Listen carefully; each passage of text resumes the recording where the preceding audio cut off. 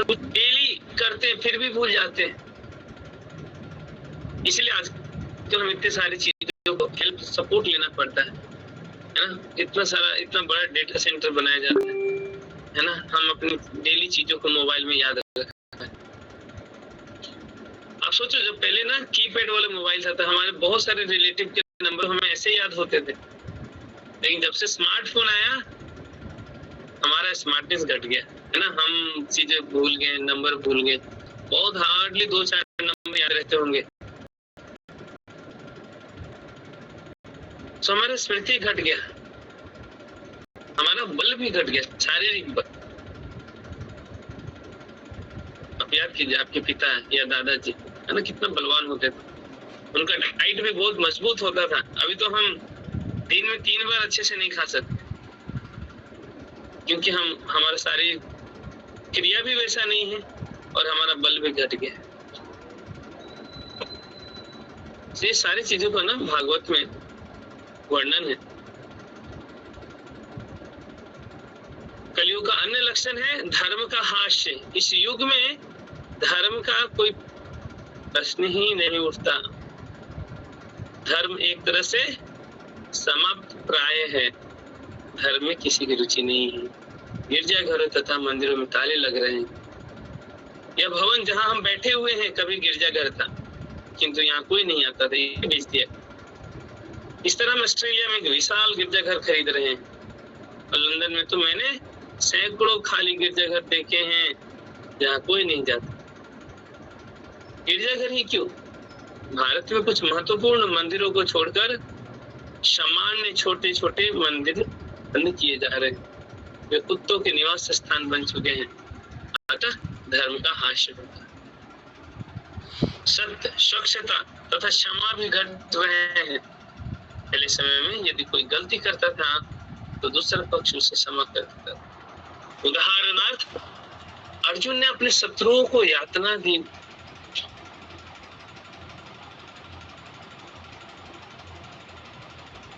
फिर भी उसने कुरुक्षेत्र युद्धस्थल में कृष्ण से कहा, हे कृष्ण, मैं उन्हें नहीं मारना चाहता, उन्हें छोड़ देने।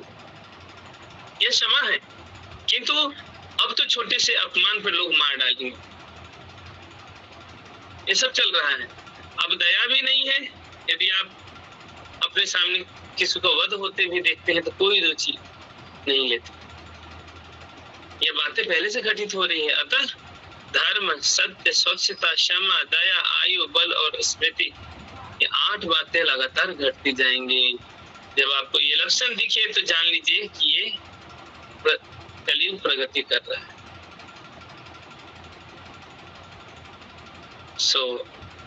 प्रभुपाद जी बता रहे हैं पहले धर्म के बारे में,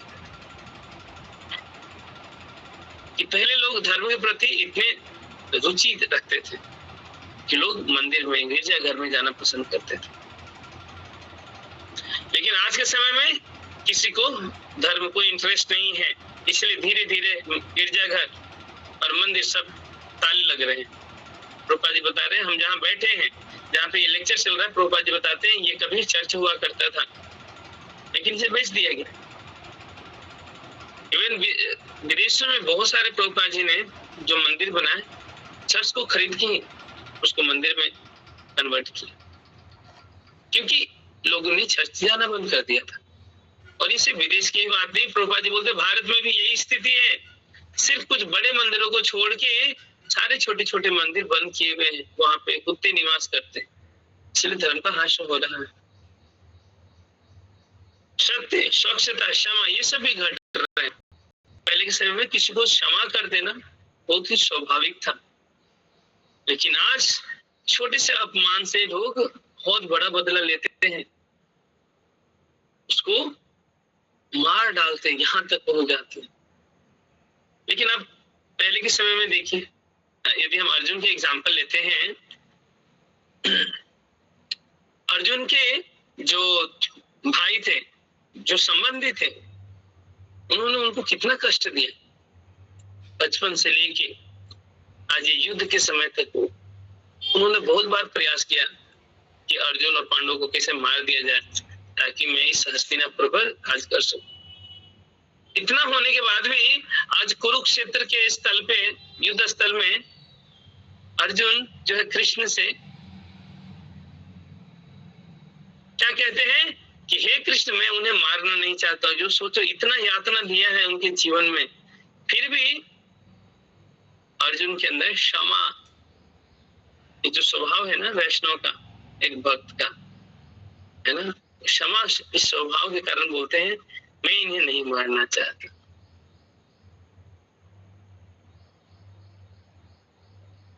सो पहले के सतयुग द्वापर त्रेता ये सब चीजें धीरे धीरे घट रही है। कलयुग में ये स्थिति और बुरी स्थिति हो गई है। और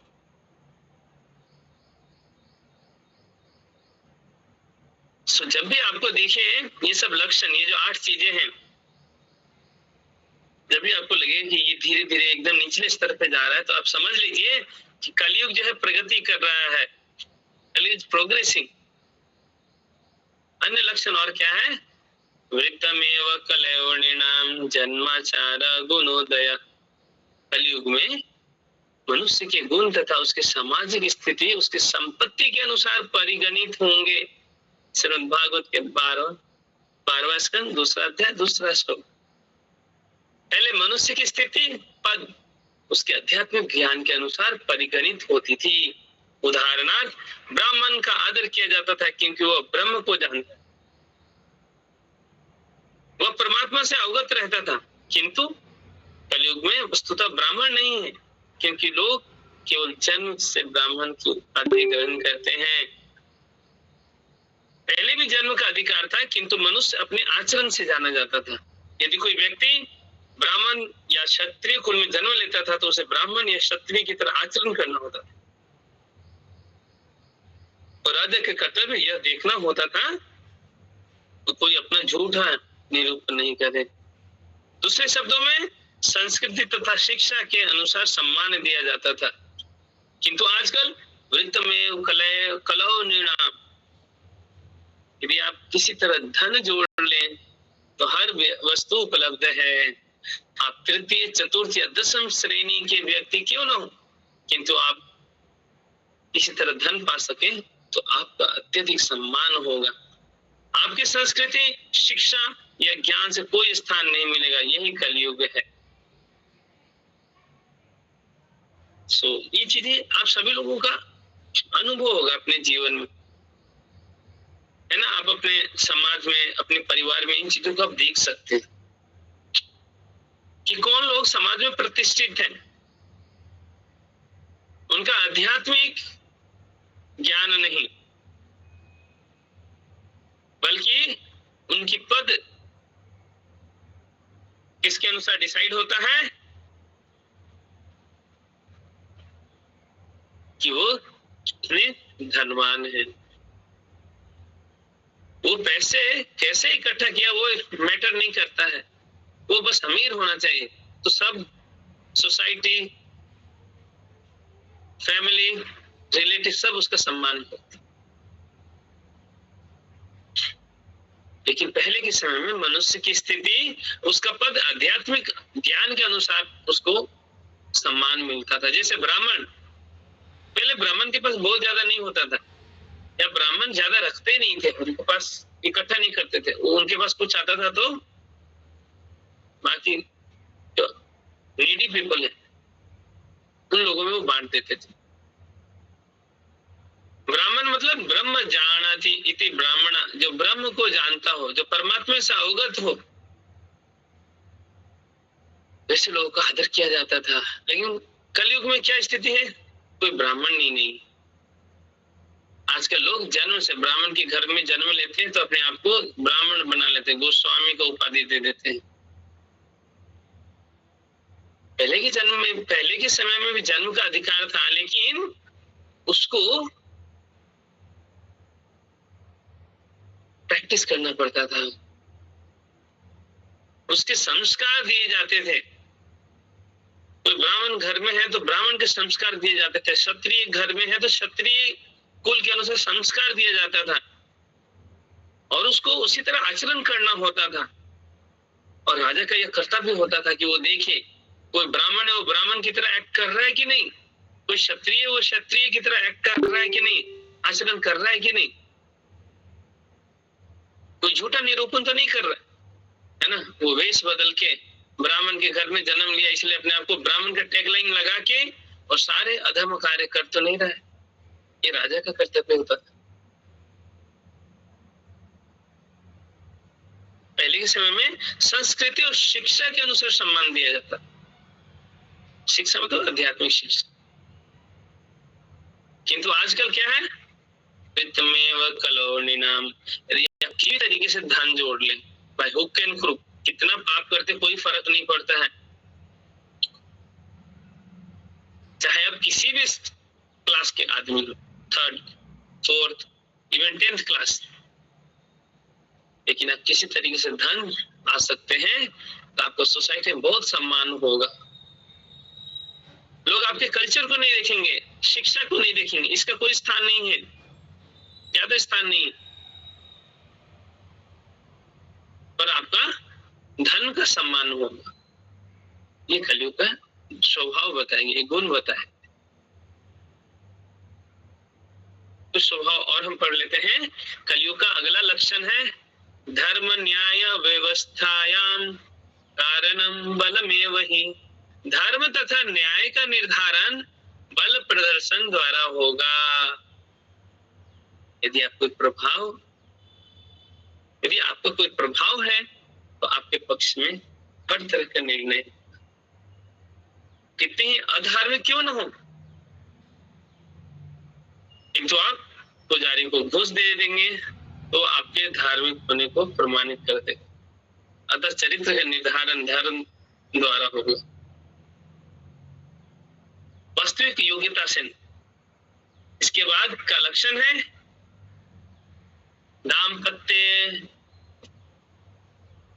दाम्पत्ये भिरुचिरे पितुर्मार्यौ व्यवहारिके। विवाह क्षणिक स्नेह के अनुसार व्यवस्थित होंगे। सफल व्यवसायी होने के लिए आपको ठग होना पड़े। पति पत्नी का संबंध अभिरुचि यानी एक दूसरे के पसंद पर निर्भर करेगा। यदि लड़की लड़के को चाहती है और लड़का लड़की को चाहता है तो वे सोचेंगे ठीक है अब विवाह हो जाए। कोई नहीं जानता कि लड़के तथा लड़की का भविष्य क्या होगा, इसलिए हर कोई दुखी रहता है। विवाह के 6 माह बाद तलाक। ये इसलिए होता है क्योंकि विवाह ऊपरी चाहने अभिरुचि के आधार पर हुआ है, गहरी जानकारी के आधार पर नहीं।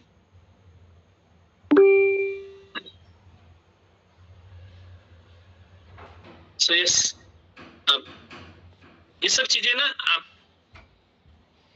डेली अपने लाइफ में देखते हैं। आप जस्ट यहाँ पे हम देख पा रहे हैं कि भागवत में पहले से ही भविष्यवाणी की गई। क्या है? धर्म तथा न्याय। एक तो आजकल मिलना बहुत मुश्किल है, टाइम पे मिलता ही नहीं। आप देखिए civil court, high court, supreme court, millions of case पड़े हैं।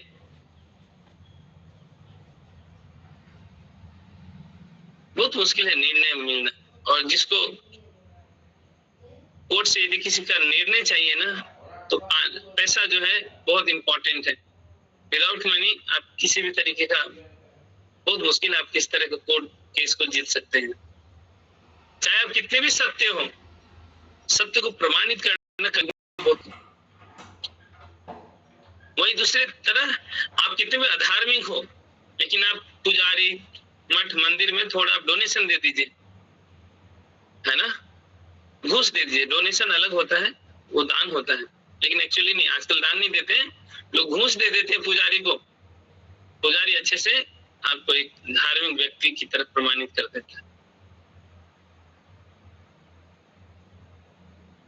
चरित्र का निर्धारण भी धन द्वारा होता है। कितना भी कोई चरित्र से गिरा हुआ व्यक्ति है लेकिन उसके पास धन है तो लोग उसको साफ सुथरा चरित्र समझते हैं, उसकी योग्यता को नहीं देखते।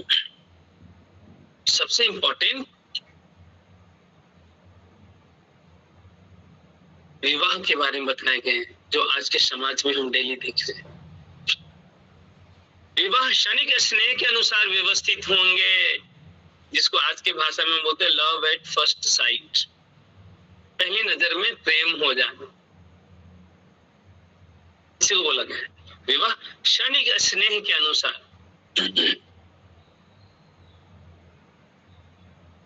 लेकिन स्थिति क्या है आज की? लव एट फर्स्ट साइट तो हो रहा है, लेकिन दूसरे क्षण डाइवोर्स एट फर्स्ट फाइट, ये भी रियलिटी है। सफल व्यवसायी होने के लिए आपको ठग होना पड़ेगा। यदि आप बढ़िया बिजनेसमैन बनना चाहते हैं ना, तो आपको चीटर होना पड़ेगा, ठग होना पड़ेगा। सच्चाई से आप बिजनेस नहीं कर सकते। इसका लिए पति पत्नी का संबंध अभिरुचि यानी एक दूसरे के पसंदगी पर निर्भर करेगा। यदि लड़की लड़के को चाहती है और लड़का लड़की को चाहता है, तो वो सोचेंगे ठीक है अब विवाह हो जाए। कोई भी नहीं चाहता है कि लड़की तथा लड़की का भविष्य क्या होगा, इसलिए हर कोई दुखी रहता है। विवाह के 6 मास बाद तलाक, ये इसलिए होता है क्योंकि विवाह ऊपरी चाहने अभिरुचि के आधार पर हुआ है, गहरी जानकारी के आधार पर।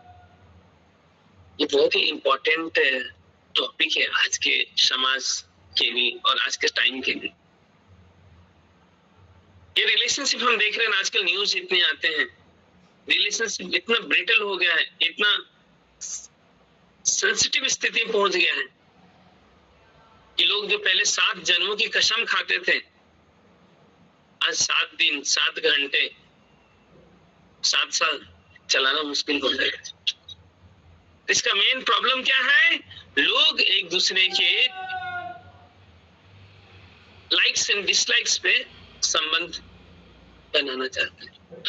यदि आप मेरे इंद्रियों को तृप्त कर रहे हैं तो मैं आपके साथ हूं। जैसे ही मेरी इंद्रिय तृप्त हो गई, लोग अपना कमिटमेंट भूल जाए। ये लव एट फर्स्ट साइट कुछ ऐसा ही है। कुछ चीजें पसंद आ गया तो हम उसे पाने की कोशिश करते हैं, लेकिन अगले क्षण हमारा पसंद बदल सकता है। एक लड़का को कोई और लड़की पसंद आ जाए या उस लड़की को कोई और लड़का पसंद आ जाए, इसलिए वो रिलेशनशिप टूट जाता है। या किसी है ना दूसरे में हमें कुछ मिस्टेक फॉल्ट दिख जाता है, तो हम उसके साथ नहीं रहना चाहते। इसके कारण क्या होता है? मुश्किल से 6 मास, प्रभुपाद जी तो बता रहे हैं विवाह के 6 मास बाद ही तलाक हो जाता है। या आज से 50 साल पहले सोचिए, प्रभुपाद जी 1974 की बात कर रहे हैं, 50 साल से भी ज्यादा। उसमें ये यूएस की स्थिति था और वो ही स्थिति आज भारत में। प्रभुपाद जी बोल रहे ऐसा इसलिए हो रहा है कि लोग विवाह को सिंपली लाइक और डिसलाइक पर आधार पे विवाह कर रहे हैं, गहरी जानकारी के आधार पर नहीं। वो गहरी जानकारी क्या है वो हम नेक्स्ट क्लास में पढ़ेंगे। क्या मूड होना चाहिए एक दाम्पत्य जीवन में, कोई विवाह के लिए जाता हूँ, किसके आधार पे होना चाहिए? पहले लोग एस्ट्रोलॉजी, पहले ना एस्ट्रोलॉजर होते थे जो ना एक युवक और युवती के दोनों को गुण को समझते थे, गुण को मिलाते थे ताकि इनके बीच में कंपैटिबिलिटी हो सके। लेकिन आज के टाइम में ये सब नहीं रहा और कोई रीजन है कि जो विवाह है सक्सेसफुल अभी के टाइम में नहीं है। सो आज के लिए हम यहीं पे आज सेशन को कंप्लीट करते हैं। नेक्स्ट क्लासेस में हम देखेंगे कि जो हमने चर्चा किया कि क्या बेसिस होना चाहिए मैरिज का, जो आगे के क्लास में प्रभुपाद जी बताएंगे। तो इसके साथ ही आज का सेशन हम कंप्लीट करते हैं। अब भक्तों का कोई प्रश्न है, कोई कमेंट्स है तो आप शेयर कर सकते हैं। हरे कृष्ण। हरे कृष्ण प्रभु जी। हरे कृष्ण प्रभु जी। प्रभु जी मुझे ये राधा अष्टमी के बारे में कुछ बताइए ना, मतलब उसको फास्टिंग कैसे रखना चाहिए, कितने बजे तक, ऐसा कुछ? राधा अष्टमी जी जी। ओके, राधाष्टमी के लिए हाफ डे फास्टिंग रहेगा माता जी। और कोई भी फेस्टिवल होता है ना, हम सर्कुलेट करते हैं ना व्हाट्सएप में, आपको सारे डिटेल सर्कुलेट करते हैं। बट ये राधा अष्टमी को हाफ डे तक फास्टिंग होती है, 12 बजे तक है ना? Yes yes. अच्छा अच्छा, ओके। हरे कृष्ण प्रभु जी। हाँ, हरे कृष्णा। हरे कृष्णा प्रभु जी। प्रभु जी, जैसे अभी राधा अष्टमी के लिए दीदी ने पूछा, तो उसकी विधि कैसी है पूजा करने की, और क्यों, मतलब राधा जी का तो है ही, पर ये व्रत आधा दिन ही क्यों करना चाहिए, ऐसा बताइए ना। आधा दिन ही क्यों? सी, ये जो हम जो भी व्रत वगैरह करते हैं ना, इसका मूल उद्देश्य क्या होता है, मुख्य उद्देश्य क्या होता है, थोड़ा हम ऑस्टेरिटी करते हैं, तपस्या करते हैं। तपस्या करने से क्या होता है, हमारा प्यूरिफिकेशन होता है। और ज्यादा से ज्यादा टाइम, मान लीजिए हम फास्टिंग करना है, तो उसका उद्देश्य क्या है, समय को बचा के हम ज्यादा से ज्यादा, है ना, भजन और कीर्तन में टाइम दे। ऐसा नहीं कि फास्टिंग करके सो रहे हैं, उद्देश्य वो नहीं। उद्देश्य है हमारा सेल्फ प्यूरिफिकेशन। दूसरा क्या है कि हम समय बचा के, जैसे राधा अष्टमी, तो उस दिन आप भागवत में पढ़िए, भागवतम पढ़िए, है ना, राधा रानी का अपीयरेंस कैसे हुआ, है ना, एंड कृष्णा बुक पढ़िए। सो इस तरीके से हमारा सेलिब्रेशन क्या होता है, कुछ भी सेलिब्रेशन है, श्रवणम कीर्तनम और ज्यादा करना है, डिवोटी एसोसिएशन और ज्यादा करना है, इस तरीके से हमें सेलिब्रेट करना है। और टेंपल के जो भी प्रोग्राम्स होते हैं, उनके लाइव टेलीकास्ट होते हैं, तो वहां पे हमें ऑनलाइन अटेंड करना चाहिए। हरे कृष्णा प्रभु जी, हरे कृष्णा। हरे कृष्णा। प्रभु जी, ये मेरे को ना ये पता करना था, जैसे ना हम एकादशी का व्रत रखते हैं, तो बेसिकली उस दिन या तो एज का इफेक्ट तो नहीं है कि जैसे उस दिन मुझे एकदम सुस्ती आ जाती है बॉडी में, मतलब एनर्जी नहीं रहती है, थोड़ी सी नींद आने लग जाती है, तो वो दूसरे दिन उसका पारण होता है, तो बीच बीच में कभी कभी ऐसा एहसास होता है, ऐसा क्यों होता है?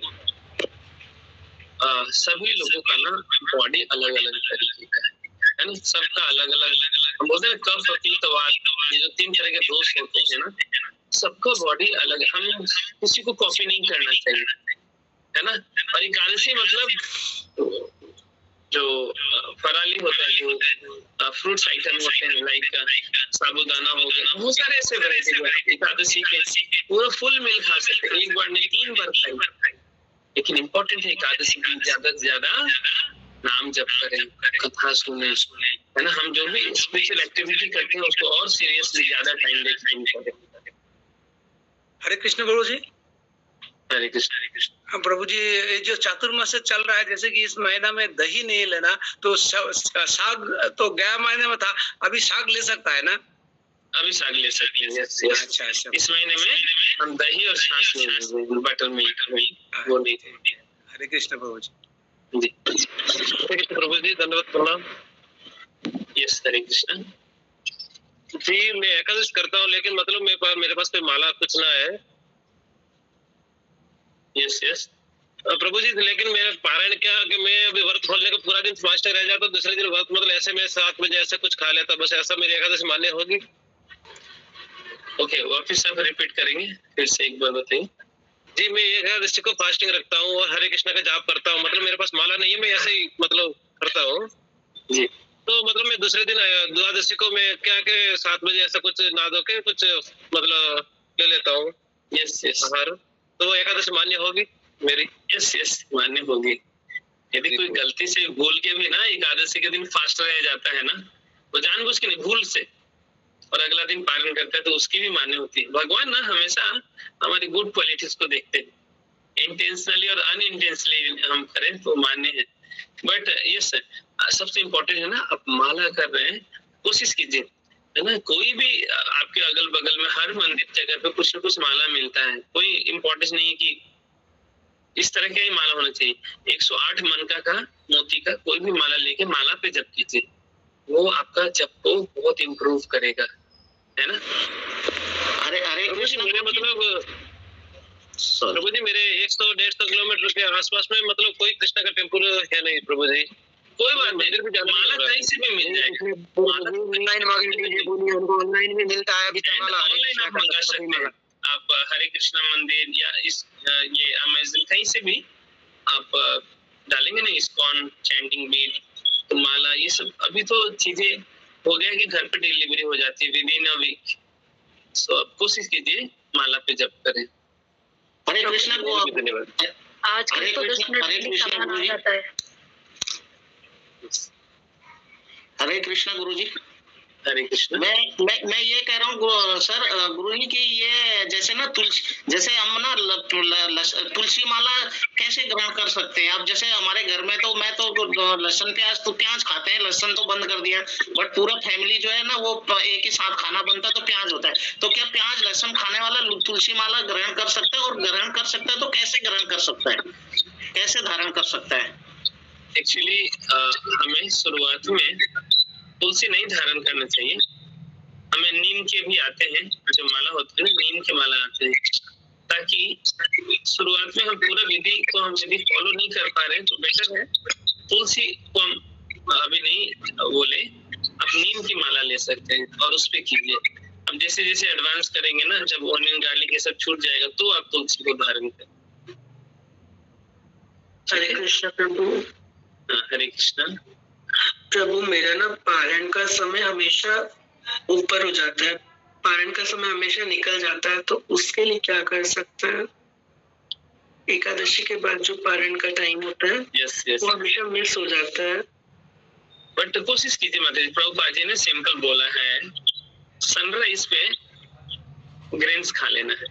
सो जरूरत नहीं बहुत सारा चीजें ना अरेंज नहीं हो रहा है तो कोई भी ग्रेन्स ना मॉर्निंग के बाद जैसे सनराइज होता है take 1 grains is also sufficient to break your fast. Plan कीजिए जस्ट सनराइज के टाइम कुछ खा लेना है। बिल्कुल बिल्कुल। हरे कृष्ण प्रभु। हरे कृष्ण प्रभु जी, दंडवत प्रणाम।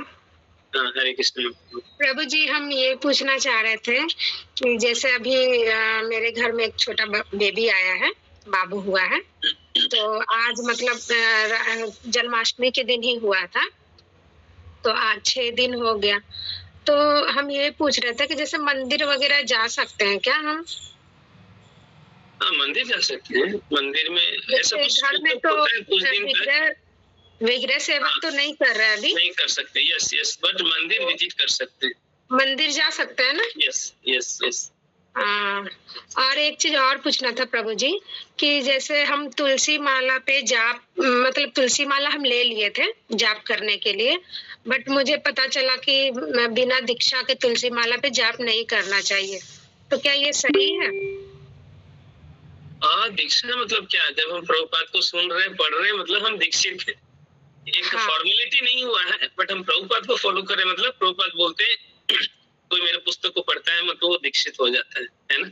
हाँ, जैसे कि बट हम साथ में हो सकता है कि हम ना आश्रय थोड़ा सा हम आश्रय लें, थोड़ा नियम को थोड़ा जान लें तो तुलसी को हम तो नियम क्या होगा प्रभु जी, नियम थोड़ा बताएंगे?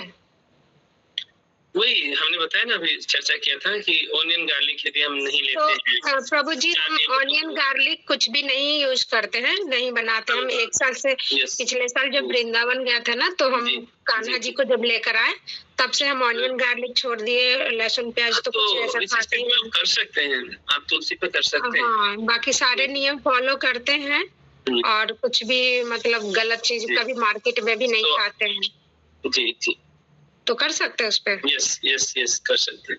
और हमेशा हमें डिजायर रखना है प्रभुपाद जी का आश्रय लेने का। आप आश्रय हाँ, तो हम प्रभुपाद जी का ही वो करते हैं, फॉलो करते हैं, यस यस क्योंकि और से ही हर 6 महीने में माता जी आश्रय होता है ना प्रभुपाद जी का। हम 2 माला 4 माला 8 माला का आश्रय लेते हैं, वो भी इम्पोर्टेंट है ना। जैसे ना तो स्टार्टिंग में तो ना वो बेल का माला जो होता है ना, उस पे हम कर रहे थे अभी, तो सुबह शाम 1-1 माला करते थे, बट अभी ना हम थोड़ा बढ़ाए हैं। जैसे माला पे तो नहीं कर पाते हैं, तो जो प्रभुपाद जी का चैंटिंग है ना, वो लगाकर यूट्यूब पे और अपना काम करते रहते और वो करते रहते, तो वो भी मान्य होगा ना? वो एक्स्ट्रा चैंटिंग है, वो आपका अच्छा। एक्स्ट्रा है, वो भी मान्य। मतलब भगवान का एक जैसे नाम 16 कैसे भी माला- मुख से निकलेगा वो मान्य है। लेकिन जो भी हमने एक संकल्प लिया है ना 2 माला 4 माला 8 माला का, उसको हमें माला पे ही करना चाहिए। नहीं तो अभी तो हम ऐसा कुछ संकल्प नहीं लिए हैं, बट लेना है माता जी। मैं आपको बोल रहा हूँ लेना चाहिए, है? वो तो ले लेंगे प्रभु जी, बट जैसे कि हम 2 ही माला का भी संकल्प लिए थे, तो बाकी माला जो भी होता है ना हमारा, तो चैंटिंग पे वो कर लेते हैं। हाँ, वो कर और सकते हैं, एकादशी के दिन मेरा माला पे मतलब 16 माला या 20 माला भी हो जाता, क्योंकि जब इस्कॉन जाते हैं ना तो वहाँ पे अपना कर लेते हैं। घर पे समय नहीं मिल पाता तो नहीं कर पाते। ओके ओके ओके प्रभु जी, हरे हरे कृष्ण। प्रभु जी, ये जो घर में अगर कोई मर जाए तो 15 दिन तक भगवान के वस्तु कोई भी पूजा नहीं कर सकते, तो माला कर सकते हैं क्या? माला कर सकते, माला का कोई नियम नहीं है। मीन्स यहाँ पर हमारे यहाँ का नियम है कि अगर घर में कोई मर जाए तो वहाँ पर भगवान का कोई भी चीज नहीं छू सकते 15 दिन तक। ठीक है, हम कहाँ छू रहे हैं? हम तो भगवान का नाम का जप करें, चैंटिंग बैग, ये तो हमारा जीवन है ना, ये पार्ट ऑफ हमारा वो है। सो माला तो हमेशा कर सकते हैं, उसके कोई नियम, कोई वो नहीं है। भगवान ने कलयुग के लिए खास करके इसको दिया है। माला जप करने के आगे सिंपल समझ लीजिए, कोई नियम और कोई कानून नहीं है, सिंपल। भगवान का नाम जप करने के आगे कोई भी चीजें आ जाए, नाम को नहीं रोक सकता। ऐसा कुछ कोई भी शास्त्रों में कहीं पे भी इसका प्रमाण नहीं है। भगवान ने साफ साफ बोला है। हरे कृष्ण। हाँ, हरे कृष्ण। ऐसा होता है ना कि जब माला करे ना, तो माला करते करते बहुत बार माइंड डाइवर्ट हो जाता है इधर उधर, या फिर माइंड के अंदर कुछ और चलता है, बट मुंह से वो हरे कृष्ण कृष्ण कृष्ण हरे हरे, हरे राम राम हरे ऐसे निकलता है, लेकिन माइंड में कुछ और चलता है। तो उसको फोकस कैसे करें? ओके, सो थोड़ा सा ना इसके लिए आपको टाइम देना पड़ेगा। कैसे टाइम देना है? आप YouTube पे ना मधु पंडित प्रभु है ना, उनको सोलफुल जपा, प्रभु ने बहुत सारे छोटे छोटे वीडियोस में ना गाइड किए हैं कैसे हमें अटेंटिव हियरिंग करना है। चैंटिंग मतलब क्या? Chant and here the same sound. कई बार होता है हम बोलते तो रहते हैं, लेकिन दिमाग में क्या चलते रहता है? अरे सुबह वो करना था, उसके पास वो काम है, इसका ये लिया है, उसका वो लेना, पूरा बिजनेस, पूरा दिन भर का प्लानिंग माइंड में स्टार्ट हो जाता है। So, ये स्वाभाविक है, सबके साथ है। आप पूछिए, यहाँ पे हम 150 डिवोटी हैं ऑनलाइन, सबके साथ ये कॉमन है। ओके, बट उसके लिए हमें क्या करना है? थोड़ा सा आप रीडिंग कीजिए हरि नाम के बारे में। और मधु पंडित प्रभु है ना, इस्कॉन बैंगलोर तो हमारा यूट्यूब चैनल है, हरे कृष्ण प्रभु जी। दीजिए। और हाँ प्रभु जी, अभी मैं 12 माला था, तो एकादशी से 16 माल मतलब करने का ये दिया, तो मैं बोल रही हूँ 16 माल करने के बाद और आगे क्या मतलब ऐसे करना है, क्या नियम है, बोल सकते हैं क्या? प्रभुपाद जी ने बोला मिनिमम 16 राउंड। हाँ, ऐसा नहीं कि मैक्सिमम स्टेज है। प्रभुपाद जी आप 16 माला पहुंच गए तो 20 माला 25 माला जितना भी है ना, हमारा श्रद्धा आ रहा है, नाम के प्रति रुचि आ रहा है। हरिदास ठाकुर तो 22 घंटा जब करते थे 24 घंटे में से। सो ये हमारा लास्ट स्टेज नहीं है, ये तो हमारा मिनिमम स्टेज है 16 माला। इससे आप जितना बढ़ सके बढ़ाना चाहिए। तो उससे आगे बढ़ सकते हैं प्रभु जी? यस, आगे बढ़ना चाहिए और मिनिमम एटलीस्ट 16 मेंटेन करना चाहिए। बाकी दूसरे चीजों में हमें ऐसा नहीं कि सिर्फ माला करें, सेवा भी इम्पोर्टेंट है, साधु संग इम्पोर्टेंट है, रीडिंग इम्पोर्टेंट है। तो सब भक्ति के जितने भी अंग है ना, सबको हमें करना चाहिए। लेकिन प्रभु जी जो मतलब प्रसाद देने के टाइम में, भोग लगाने के टाइम में जो मंत्र होता है ना, वो सब तो अभी तक तो मैं मतलब याद नहीं हुआ है, वो सब भी याद करना है क्या? हाँ, याद कीजिए। और जब याद नहीं रहे तो हमारे पास एक ब्रह्मास्त्र है, वो क्या है? एक मंत्र जो हमेशा हमें याद रहेगा, हरे कृष्ण कृष्ण कृष्ण हरे हरे, हरे राम राम राम हरे हरे। जब बाकी मंत्र याद नहीं है तो यहाँ से आप कर सकते हैं, बट हाँ धीरे धीरे बाकी मंत्र भी याद करना चाहिए। हरे कृष्ण प्रभु जी। हरे कृष्ण प्रभु जी, जैसे मतलब सुबह बच्चे स्कूल जाते हैं तो मैं क्या करती हूँ ना, जैसे जो भी बनाती हूँ खाना, तो मैं चाहती हूँ बच्चों को देती हूँ कि आप भोग लगा लो, तो वो गलत तो नहीं है ना अगर बच्चे भोग लगा के खा के जा रहे हैं तो? हाँ, कोई गलत नहीं, भोग लग गया फिर कोई दिक्कत नहीं। उनको अच्छा लगता है, मतलब कि ना कि मम्मा मुझे ही भोग लगाना है, भगवान जी को ऐसे कहेंगे। तो मैं बोलती हूँ कि चलो कोई नहीं, इससे अच्छा इससे है कि उनको कम से कम कुछ सीखने को भी मिलेगा और भगवान के। यस और प्रभु जी महाराज बोलते हैं कौमार आश्रित प्राज्ञो, ये जो भक्ति के ये जो विधि विधान है ना, कौमार अवस्था से सिखानी चाहिए। कौमार अवस्था कौन सा अवस्था होता है? 5 साल के ऊपर से। बूढ़े लोगों को सीखना बहुत मुश्किल है। वो 6 साल का मुझे क्या कहता है, जैसे मैं माला करती हूँ ना, तो मैं कई बार क्या करती हूँ, आंख बंद कर लेती हूँ। जैसे कुछ ये बच्चे बोलते रहते हैं ना, तो मुझे लगता है कि मेरा ध्यान उनके तरफ जा रहा है, तो मैं आंख बंद कर लेती हूँ। वो क्या कहते हैं, आप अपने प्रभु जी से पूछना, आप बार बार आंख खोलते हो और बंद करते हो ना, इससे आपको पाप लगेगा। तो इस बच्चों के लिए क्या होता है, हम क्या बोलते हैं ना वो ज्यादा नहीं समझेंगे, लेकिन हम क्या करते हैं ना उसको बहुत ध्यान से वो ऑब्जर्व करते हैं। इसलिए हमारी एक्टिविटीज ना बहुत क्या होना चाहिए, बहुत ना डिसिप्लिन वे में होना चाहिए, ताकि वो हमें देख के, हमें सुन के, हमें देख के वो फॉलो करने की कोशिश करें। जी प्रभु, जैसे अभी है ना, वो लोग 2 माला का मतलब संकल्प लिए थे बच्चे भी, एक है मतलब 5-6 साल का और एक है 12 साल का। तो वो लोग बिल्कुल कभी एक करते हैं कभी नहीं करते, पर मैं अपना जो है मतलब 2-2 एकादशी पे बढ़ा रही हूँ, तो 6 माला तक मैं अभी पहुंची हूँ। तो मैं रोज करती हूँ, जैसे कभी 1-2 छूट भी जाता है माला, तो मैं अगले दिन उसको पूरा कर लेती हूँ। पर वो नहीं कर पाते हैं, तो मैं उनको प्रेशर नहीं डालती हूँ। बच्चे हैं, हाँ, प्रेशर कभी, भक्ति में प्रेशर कभी नहीं डालना चाहिए। वो इंस्पिरेशन आएगा धीरे धीरे आपको देखेंगे ना, मंदिर जाएंगे, वो परमात्मा भी धीरे धीरे गाइड करेंगे।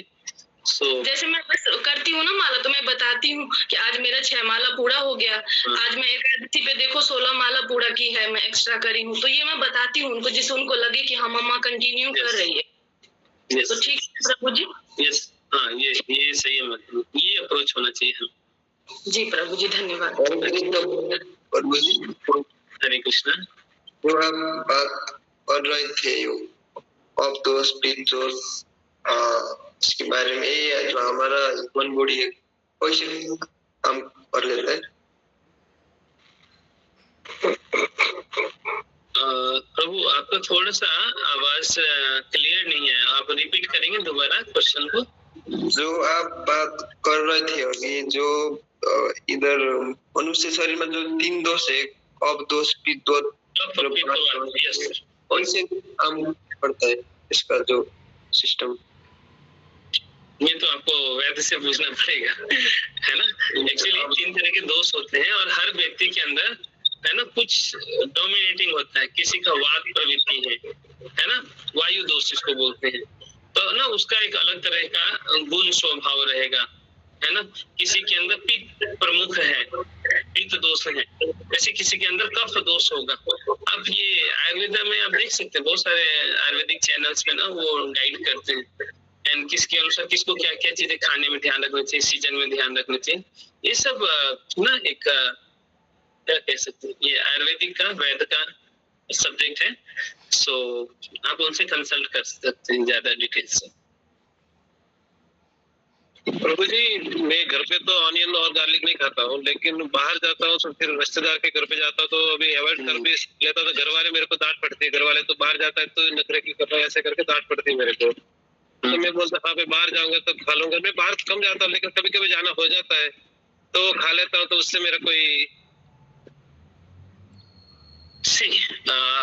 हम ठीक है, अभी परिस्थिति हम खा ले रहे हैं, लेकिन धीरे धीरे हमें इंटेलिजेंट बनना है। एक्चुअली कई बार क्या होता है ना, हम एकदम ऐसा क्या बोलते हैं उसको, लकीर का फकीर, एकदम नियम को नियमाग्रह बनाते हैं। फिर क्या होगा, सोसाइटी में हमें लोग सबके हिसाब से देखेंगे, ये क्या हरे कृष्ण वाला है ना। सो वैसे भी हमें नहीं बनना है। हमें लोगों को ऐसा अनुभव नहीं होना चाहिए कि हम उनसे अलग हो गए। अंदर से विरक्ति आनी है, बाहर से तो हमें इंटेलिजेंट बनना। मान लीजिए कि हम कहीं गए और ऑनियन गार्लिक बोला है, तो हमें उनसे ऐसे बोलना है कि लाइक मैं कुछ रोटी के साथ कुछ ऐसा आइटम उनसे, ऐसा भी नहीं कि हम खाएंगे ही नहीं। इससे क्या होगा ना, हम समाज में उनसे कनेक्ट नहीं कर पाएंगे और हमें उसी समाज में रहना है। सो हमें इंटेलिजेंट बनना है कि कैसे उनकी बातों को भी हम रख लें और हमारा धर्म भी नहीं टूटे। उसके लिए आपको थोड़ा इंटेलिजेंट होके उस स्थिति को समझना है ना। और उनको हम थोड़ा ना अपना कन्विक्शन बताएंगे ना, दे विल नेवर फोर्स अस। आप प्रयास कीजिए। प्रभु जी मेरा क्या हुआ कि अभी रिसेंटली मैं एक रिश्तेदार के घर पे गया था, तो मैंने उनको साफ मना कर दिया मैं ऑनियन और गार्लिक नहीं खाता हूँ। तो उन्होंने और 2 सब्जी 3 सब्जी 4 सब्जी बनाई, लेकिन उन्होंने भूल के उन्होंने कुछ एक में गार्लिक डाली थी कि ऑनियन डाल दी, ऐसा उन्होंने कर लिया। तो क्या क्या बोल सकते हैं, मैं दही के साथ खा लूंगा, मैं दूध के साथ खा लूंगा, मैं देयर आर मेनी ऑप्शंस।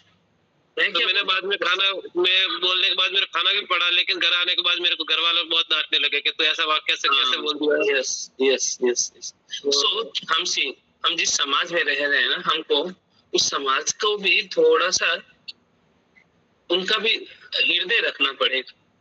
हम कितने लोगों से भागेंगे बताइए।